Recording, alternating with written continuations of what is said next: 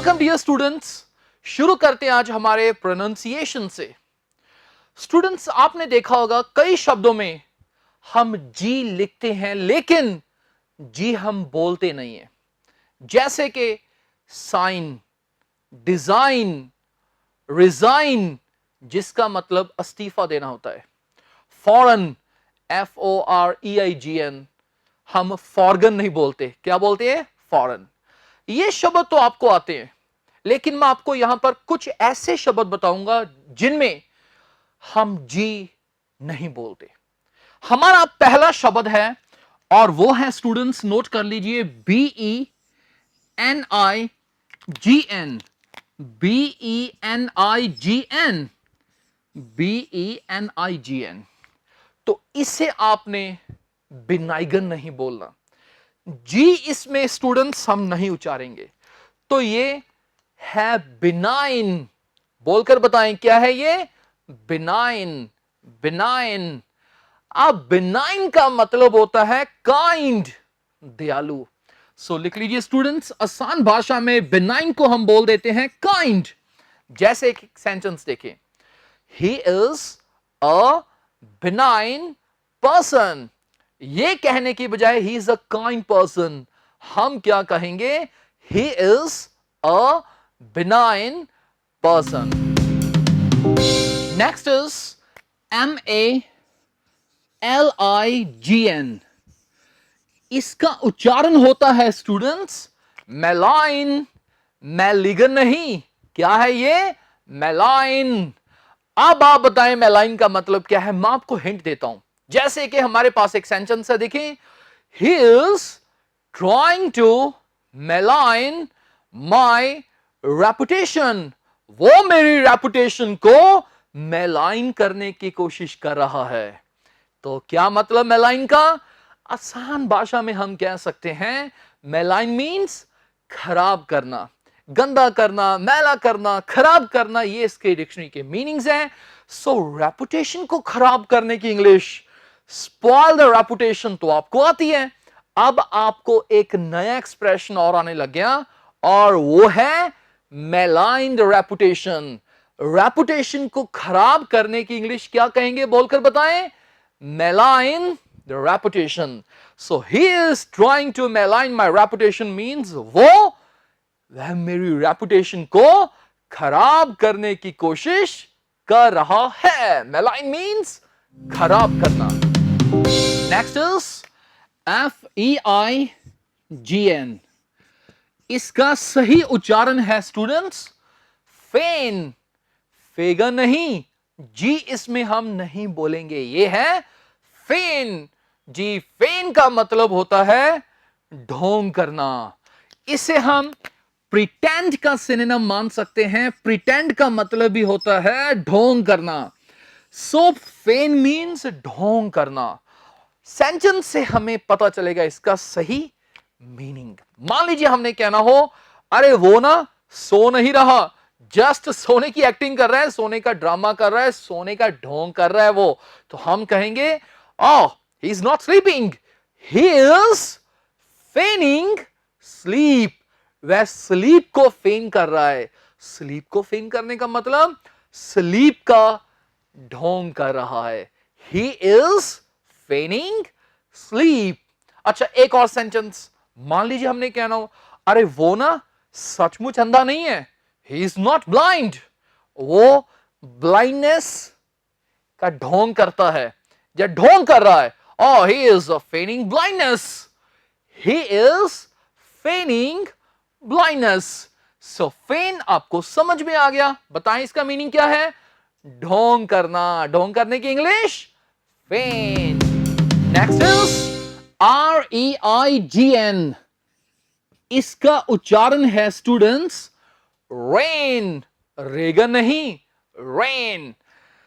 बारिश की बात नहीं कर रहे, ये है रेन। रेन का मतलब है रूल, राज। राज की इंग्लिश आपको आती है रूल, बट अब आपको एक और आने लग गई, और वो क्या है स्टूडेंट्स? रेन। अच्छा, सेंटेंस बनाते हैं। मान लीजिए हमने कहना हो, यह घटना ब्रिटिशर्स के राज के दौरान हुई। तो हम क्या कहेंगे?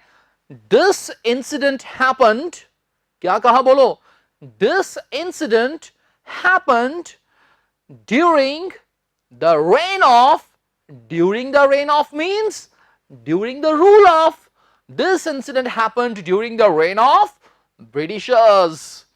अच्छा, अगर हमने कहना हो यह घटना उसके राज के दौरान हुई, this incident happened during his reign। so reign means rule। next is CAMPAIGN। इसका उच्चारण है स्टूडेंट्स कैंपेन। कैंपेगन नहीं, कैंपेन। जी हम इसमें नहीं बोलेंगे।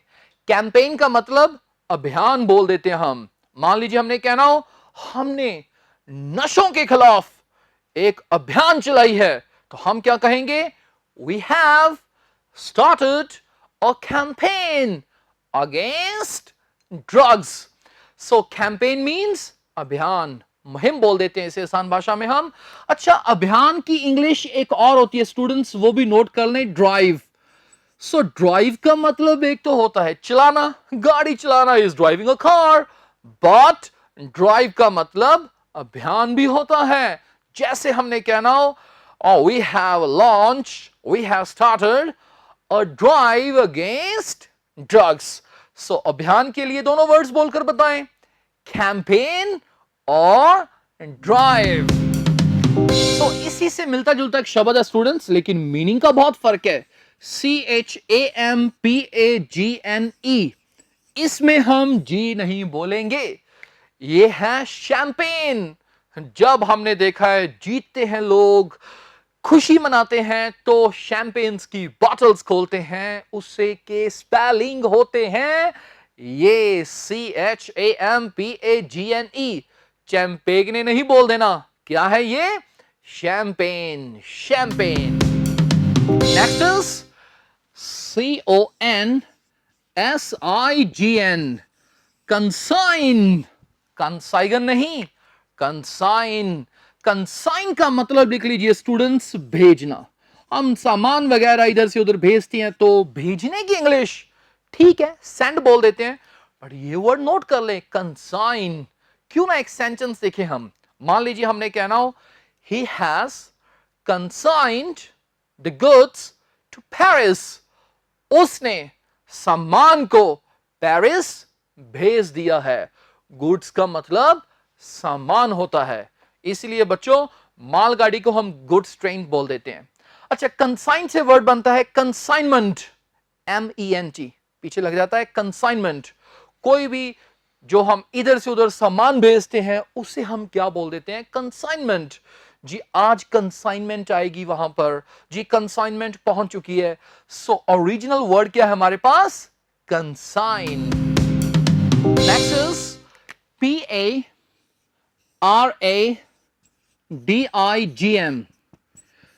सो इसका उच्चारण है स्टूडेंट्स पैराडाइम। पैराडाइम, पैराडिगम नहीं, ये है पैराडाइम। जी पैराडाइम का मतलब होता है मिसाल।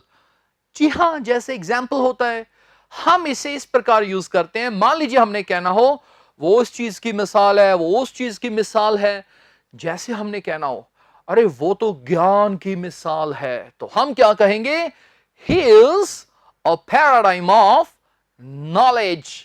बोलकर बताएं, he is a paradigm of knowledge. एक दो सेंटेंसेस और ले लेते हैं। वह ममता की मिसाल है, she is a paradigm of motherhood. अरे वह बलिदान की एक मिसाल है, he is a paradigm of sacrifice. Sacrifice means बलिदान। तो इसमें हम जी नहीं बोलेंगे, ये है पैराडाइम। चलते हैं दोस्तों स्पोकन इंग्लिश सेंटेंसेस की तरफ। आज हम करेंगे वो वर्ड्स एक्सप्रेशंस जो स्पोकन इंग्लिश में काफी काम आते हैं। हम हिंदी में सोच लेते हैं, लेकिन जब उसकी इंग्लिश बनाने की बात आती है तो कई बार कुछ शब्दों पर हम अटक जाते हैं। We get stuck at some words।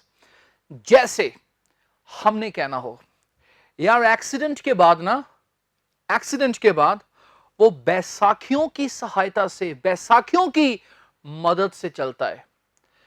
Accident के बाद वो बैसाखियों की मदद से चलता है। हम शुरू तो कर देते हैं ही वॉक्स, वह चलता है, he walks with the help of, इसकी मदद से। अब बैसाखियों की इंग्लिश पर हम अटक जाते हैं, यूजली नहीं आती आमतौर पर। तो सबसे पहले नोट कर लें स्टूडेंट्स, एक वर्ड है क्रच, CRUTCH। क्रच का मतलब होता है बैसाखी, और क्रच से शब्द बन गया क्रचेस। Crutches means बैसाखियां। वह बैसाखियों की मदद से चलता है एक्सीडेंट के बाद। तो अब हम बनाते हैं सेंटेंस। देखो हम क्या कहेंगे, ही वॉक्स, ही वॉक्स with the help of, he walks with the help of crutches, he walks with the help of crutches। किसके बाद? After the accident, after the accident. तो ये जो शब्द था अब हमें आना लग गया। अच्छा एक चीज और, जब स्पोकन इंग्लिश की बात करते हैं स्टूडेंट्स, तो मैं आपको यहां पर एक चीज ये सिखाने जा रहा हूं कि आपको ना स्पोकन इंग्लिश में walk with the help of, ये कुछ कहने की जरूरत नहीं। आप सीधा ऑन क्रचेस एक्सप्रेशन यूज कर सकते हैं। क्या मतलब? देखो आप इसी चीज को सिंपली ये कह सकते हैं, ही इज ऑन क्रचेस। जो इंसान क्रचेस पर है, इसका मतलब वो बैसाखियों पर है, वो बैसाखियों की सहायता से चलता है। आगे आफ्टर द एक्सीडेंट आप लिख सकते हैं। तो हमने कहना हो, oh he is on crutches, he is on crutches means वह बैसाखियों पर है, मतलब बैसाखियों की सहायता से चलता है। so crutches means बैसाखियां। अच्छा स्टूडेंट्स, बैसाखियों की इंग्लिश तो हमने कर ली। अब हम ये सीखेंगे कि लंगड़ाकर चलने की इंग्लिश क्या होती है। हमने कहना हो, अरे वो लंगड़ाकर चल रहा है। अरे वो लंगड़ाकर क्यों चल रहा है, क्या हुआ भाई? तो लंगड़ाकर चलने की इंग्लिश हम यूज करेंगे लिंप, LIMP, लिंप। नोट कर लें स्टूडेंट्स, लिंप का मतलब है लंगड़ाकर चलना। हमने कहना हो, अरे वो लंगड़ाकर क्यों चल रहा है, तो हम पूछेंगे why is he या why is she, जो भी हमारा सब्जेक्ट है, लिंपिंग, वह लंगड़ाकर क्यों चल रही है, या वह लंगड़ाकर क्यों चल रहा है। Why is he limping? अरे आप लंगड़ाकर चल रहे हैं, you are limping। limp means लंगड़ाकर चलना।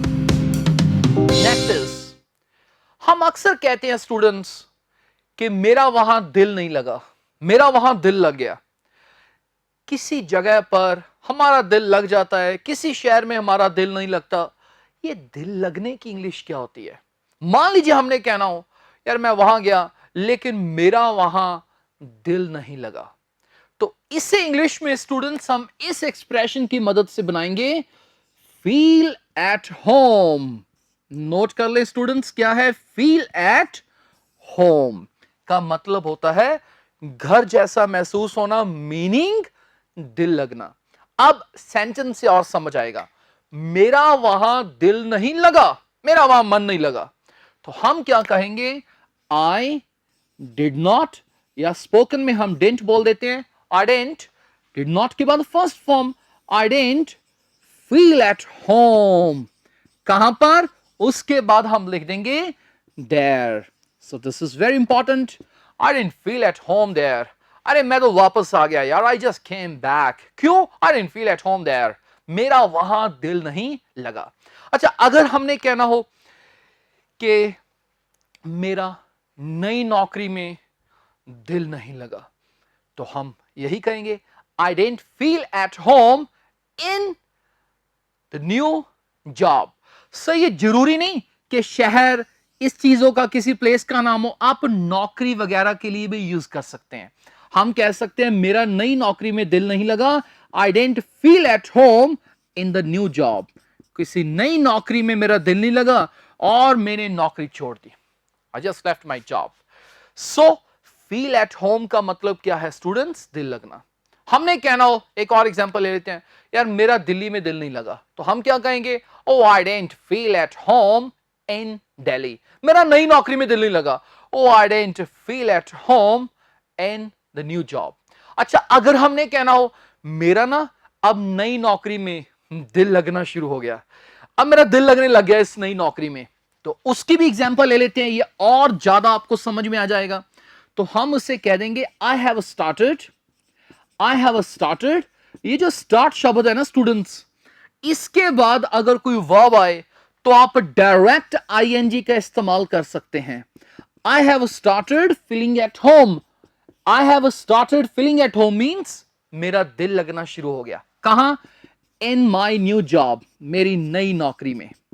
सो आई थिंक अब आपको समझ में आ गया। एक सेंटेंस रिपीट कर दें ये वाला, I have started feeling at home in my new job.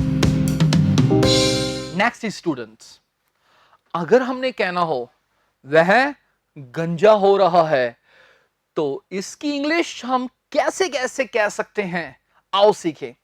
एक तो हम कह सकते हैं ही इज गेटिंग। गेटिंग का यहां वही मतलब है जो हम इसका बोल देते हैं becoming. He is getting means he is becoming. BALD, bald means गंजा। वह गंजा हो रहा है, ही इज गेटिंग बॉल्ड। मैं गंजा हो रहा हूं, आई एम गेटिंग बॉल्ड। आप गंजे हो रहे हैं, यू आर गेटिंग बॉल्ड। क्या वह गंजा हो रहा है? Is he getting bald? ये बन गया, पर टारगेट आ गया हमारा। इससे हम और क्या कुछ कह सकते हैं स्पोकन इंग्लिश में स्टूडेंट्स? एक तो हमने कह दिया ही इज गेटिंग बॉल्ड। आप ये भी कह सकते हैं he is getting, he is getting, लिख लिया, he is getting thin on the top. So ये एक इडियम है स्टूडेंट्स, आप नोट कर सकते हैं। जब कोई इंसान टॉप से थिन होना शुरू हो जाता है, इसका मतलब उसके बाल कम होने शुरू हो जाते हैं। He is getting thin on the top. एक और लिख लें, एक और स्टूडेंट्स लिख लें, his hairline, his hairline is, his hairline is receding, RECEDING। recede का मतलब होता है पीछे जाना, पीछे की तरफ हटना, उसे हम recede बोलते हैं। तो निकल लीजिए स्टूडेंट्स, RECEDE, ये वर्ड काफी काम आता है न्यूज़पेपर्स में भी। recede का मतलब पीछे को जाना होता है। So, अब हमें समझ में आ गया, ये एक एक्सप्रेशन है, his hairline is receding। जो उसकी हेयर लाइन है वो रिसीड हो रही है, पीछे की तरफ जा रही है। इट मींस आगे से वो गंजा होता जा रहा है। सो याद रखना है, his hairline is receding, he's getting thin on the top, he's getting bald। It means वो आगे से वह गंजा होता जा रहा है। हमारा आज का नेक्स्ट सेंटेंस है स्टूडेंट्स, अगर हमने किसी को कहना हो यार तुम्हारी दलीलों में ना बहुत दम नहीं है, तुम्हारी दलीलों में बहुत दम नहीं है, यार उसकी बातों में बहुत वजन नहीं है, बहुत दम नहीं है, तो एक तो इसकी इंग्लिश हम ऐसे बनाएंगे, फिर मैं आपको अच्छा तरीका और बताऊंगा। Your arguments, ARGUMENTS, your arguments do not means don't, your arguments do not carry much weight. एक तो हम ये कह देंगे कि यार तुम्हारी या आपकी दलीलों में बहुत ज्यादा वजन नहीं है। Your arguments do not carry much weight, carry much weight. लेकिन कैरी मच वेट की बजाय आप स्टूडेंट्स यहां पर एक एक्सप्रेशन लिख सकते हैं, बोल सकते हैं, वो है होल्ड मच वाटर। यहां पानी नहीं है, ये एक इडियम है, एक्सप्रेशन है। होल्ड मच वाटर का मतलब होता है बहुत वजन होना, बहुत दम होना। मान लीजिए हमने कहना हो हां यार तेरी बातों में बहुत दम है। योर वर्ड्स, वर्ड्स मीन्स बातें, your words hold much water. यार तेरी बातों में दम नहीं है, your words do not hold much water, यार तुम्हारी दलीलों में बहुत दम नहीं है, your arguments do not hold या don't hold much water. Next students, आज की हमारी स्ट्रक्चर, ध्यान रखें जो आज की स्ट्रक्चर है वो बहुत ज्यादा इंपॉर्टेंट है। इसलिए इंपॉर्टेंट है, एक तो वो कंपटीशन के एग्जाम्स में बहुत ज्यादा पूछी जाती है, दूसरी चीज एक ग्रामर का बड़ा ही अजीब सा रूल इस स्ट्रक्चर पर लगेगा स्टूडेंट्स। वो स्ट्रक्चर करने से पहले हम ये स्ट्रक्चर पढ़ेंगे, उसका रास्ता यहीं से गुजरता है। तो ध्यान दें, मान लीजिए हमने किसी को कहना हो कि ये काम करने का समय हो गया है, खेलने का समय हो गया है, नाचने का समय हो गया है, वापस जाने का समय हो गया है, तो इस प्रकार के सेंटेंसेस को हम इट इज टाइम टू की मदद से बनाते हैं students, it is time to की मदद से। सो इट इज को आप इट्स कह सकते हैं, इट्स टाइम टू या it is time to. Very important, खेलने का समय हो गया है, इट्स टाइम टू से स्टार्ट कीजिए, मतलब ये काम करने का समय हो गया है। इट्स टाइम टू, खेलने की इंग्लिश प्ले, टू के बाद हम यहां फर्स्ट फॉर्म लिख देंगे, इट्स टाइम टू प्ले। आगे आ जाए, नाचने का समय हो गया है, तो वेरी सिंपल हम कहेंगे इट्स टाइम टू डांस। पर मेरा मेन टारगेट आगे है स्टूडेंट्स, वापस जाने का समय हो गया है, तो क्या कहेंगे बोलो, it's time to go back. It's time to go back means वापस जाने का समय हो गया है। कई स्टूडेंट्स मुझसे पूछते हैं, सर क्या हम इसे प्रेजेंट परफेक्ट की मदद से बना सकते थे, जैसे हैज हैव की मदद से? कई स्टूडेंट्स पूछते हैं हम क्या इसे इस प्रकार कह सकते हैं कि टाइम हैज कम, समय आ गया इस चीज का। हाँ आप कह सकते हैं, वो भी ठीक है, पर यह spoken English point of view से ज्यादा पॉपुलर स्ट्रक्चर है। सीधा बस आप कह सकते हैं इट्स टाइम टू, दुकान बंद करने का टाइम हो गया, it's time to close the shop, it's time to open the shop, it's time to dance, it's time to play. अब चलते हैं आगे स्टूडेंट्स, ये हमारा टारगेट नहीं था, ये इजी सी स्ट्रक्चर है, आपने सीख ली, अच्छी बात है। अब चलते हैं हमारी ग्रामर की सबसे अजीब स्ट्रक्चर पर। जब आपने पूरा जोर देकर कहना हो कि अभी ही समय है, आप ये काम कर दें, तब हम कैसे कहेंगे? सेंटेंस लिखते हैं, उससे ज्यादा समझ आएगा। लिखो, आराम से लिखो। मान लीजिए हमने कहना हो अभी ही समय है, लिख लीजिए स्टूडेंट्स, अभी ही समय है, अभी ही समय है, आप दिल्ली चले जाएं, अभी ही समय है, आप दिल्ली चले जाएं। देखो, एक तो हम कहेंगे दिल्ली जाने का टाइम हो गया है, समय हो गया है, तो वो तो हम सिंपली कह देंगे it's time to go to Delhi. पर स्टूडेंट्स अब ध्यान से देखें, जब हमने पूरा जोर देकर कहना हो कि अभी ही समय है, तुम ये काम कर दो, हम पहले लेट हो चुके हैं, अगर और लेट हो गए तो कुछ ना कुछ बुरा भी हो सकता है, बस यही टाइम है, काम कर दो। तब हम इसे कैसे बनाते हैं? जब नॉर्मली कहना हो कि यह काम करने का टाइम हो गया है तो इट्स टाइम टू, पर अगर जोर देकर कहना हो स्टूडेंट्स तो इंग्लिश ग्रामर कहती है, तो आप एक तो यूज कर सकते हैं इट इज हाई टाइम। देखते रहना, इसमें बड़ी विचित्र सी चीज आएगी, इट्स हाई टाइम। आप चाहे तो इससे इट इज अबाउट टाइम भी कह सकते हैं, इट्स अबाउट टाइम, ये लिख लिया। आप देखें बड़ी अजीब चीज क्या है, याद रखें students, it is high time के बाद हमेशा और हमेशा और हमेशा हम पास्ट इंडेफिनिट टेंस का सहारा लेते हैं। यह है इसमें बड़ी अजीब सी बात जो आपको कंपटीशंस में भी पूछी जाती है। आप कंफ्यूज हो जाएंगे, पास्ट इंडेफिनिट सर, पहले बना दे एक मिनट, पास्ट इंडेफिनिट टेंस ऐसा टेंस है दुनिया का, इंग्लिश का, जिसमें हम वर्ब की सेकंड फॉर्म यूज करते हैं। अभी समय है आप दिल्ली चले जाएं, तो हम कहेंगे इट्स अबाउट टाइम या इट्स हाई टाइम यू। अच्छा, इसमें हम टू नहीं लिखेंगे, अब इट्स हाई टाइम के बाद हम टू नहीं लिखेंगे, सीधा पास्ट इंडेफिनिट। समझाएंगे स्टूडेंट, देखते रहो। यू, चलने की इंग्लिश होती है गो, पास्ट इंडेफिनिट टेंस में लगती है सेकंड फॉर्म, तो हम कहेंगे went, it's high time you went to Delhi. अब सही इंग्लिश यही है बच्चों, it's high time you went to Delhi. अब अगर आपसे कोई पूछे कि पास्ट इंडेफिनिट टेंस कहां लगता है, शायद आप ये कहेंगे पास्ट में लगता है। जैसे हमने कहना हो वह चला गया, ही वेंट, वह आ गया, ही केम, हम चले गए, वी वेंट, हम सो गए, वी स्लेप्ट। पास्ट में लगता है, पर यह अधूरा ज्ञान है students, this is an incomplete knowledge.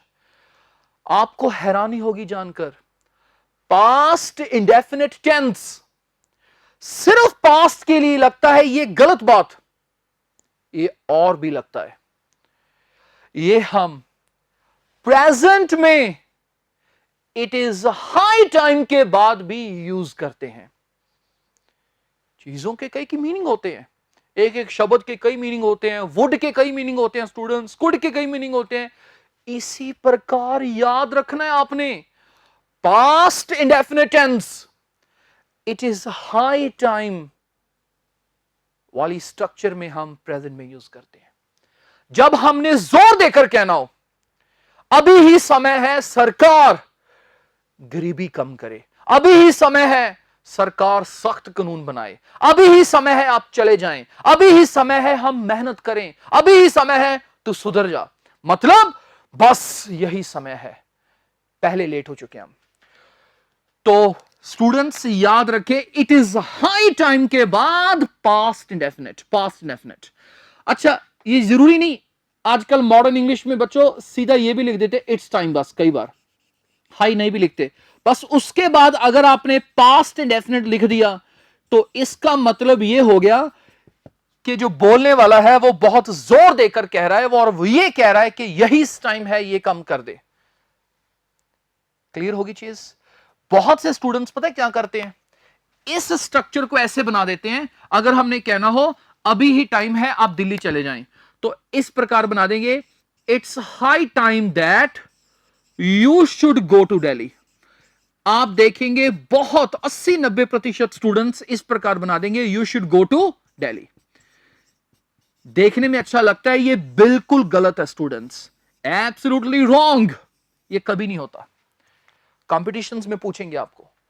सो याद रखें, it's time, it's about time, it's high time के बाद ऑलवेज पास्ट इंडेफिनिट। मैं बार बार इसलिए बोल रहा हूं क्योंकि हमें इससे याद रखना पड़ेगा स्टूडेंट्स। ग्रामर के 8-10 रूल्स ऐसे हैं जो कॉम्पिटिशंस में भी आते हैं। So clear? अब हम इसके 2-3 सेंटेंसेस की करेंगे प्रैक्टिस। तो देखिए स्टूडेंट्स, क्या है सेंटेंस, अभी ही समय है हम सख्त मेहनत करें, कड़ी मेहनत करें, मतलब अभी समय है, इसके बाद कोई समय हमारे हाथ में नहीं रहेगा, अभी समय है हम कड़ी मेहनत करें। तो जोर देकर जब हमने कहना हो तो हम कहेंगे इट्स हाई टाइम। जब हमने नॉर्मली कहना हो तो हम कहेंगे it's time to work hard. ठीक है, इट्स हाई टाइम के बाद कोई टू नहीं, हम लिखेंगे वी, मींस हम। और पास्ट डेफिनेट में क्या होगा students, second form, it's high time we work hard की सेकंड फॉर्म क्या आ गई, worked hard. It's high time we worked hard, it's high time we worked hard. अगला सेंटेंस देखिए, अभी ही समय है सरकार सख्त कानून बनाए, पहले ही लेट हो चुके हैं, बस यही समय है सरकार ये काम कर दे। तो हम कहेंगे इट्स हाई टाइम या it is high time, it is high time या it's high time the government, कोई टू नहीं लिखेंगे स्टूडेंट्स, द गवर्नमेंट। बनाने की इंग्लिश मेक होती है, लेकिन अगर कानून बनाना हो तो सबसे अच्छा वर्ड होता है इनेक्ट, पहले ये लिख लें, इनेक्ट मींस बनाना, सिर्फ कानून के लिए, और इसकी सेकंड फॉर्म लिख लें इनेक्टेड। सेकंड फॉर्म क्या आ गई? इनेक्टेड। सख्त कानून, मैं मानता हूं सख्त की इंग्लिश आपको आती है, स्ट्रिक्ट, हार्ड, पर लॉज के आगे स्टूडेंट्स ये एक्सप्रेशन बहुत देखा गया है, स्ट्रिंजेंट लॉज। स्ट्रिंजेंट याद करें, STRINGENT। स्ट्रिंजेंट लॉज मींस सख्त कानून, stringent laws. Last sentence students, अभी ही समय है, मतलब इसका मतलब यह होता है कि यही सही समय है, बस यही समय है, आप ये काम कर लें, अभी समय है, आप डॉक्टर की सलाह ले लें। तो इसकी इंग्लिश बनाएंगे हम, it's high time. It's high time के बाद टेंस कौन सा है? बोलो बोलो, शाबाश, past indefinite. It's high time you, सलाह लेने की इंग्लिश हम, ठीक है, टेक एडवाइस बोल सकते हैं, कंसल्ट बोल सकते हैं, लेकिन पास्ट इंडेफिनिट में second form, you consulted the doctor. So students, अगर तो हमने नॉर्मली कहना हो कि डॉक्टर की राय या सलाह लेने का टाइम हो गया है, तो फिर तो हम सिंपली कहेंगे it's time to consult the doctor, लेकिन वो तो नॉर्मल सी बात होगी। अगर हमने पूरा जोर देकर कहना हो कि यही समय है या अभी ही समय है, बस पहले ही लेट हो चुके हैं, बस यही समय है, तो हम इट्स हाई टाइम कहेंगे, और उसके बाद पास्ट इंडेफिनिट सेकंड फॉर्म लगाएंगे, जैसे कि ये कहा है, it's high time you consulted the doctor. Thank you very much.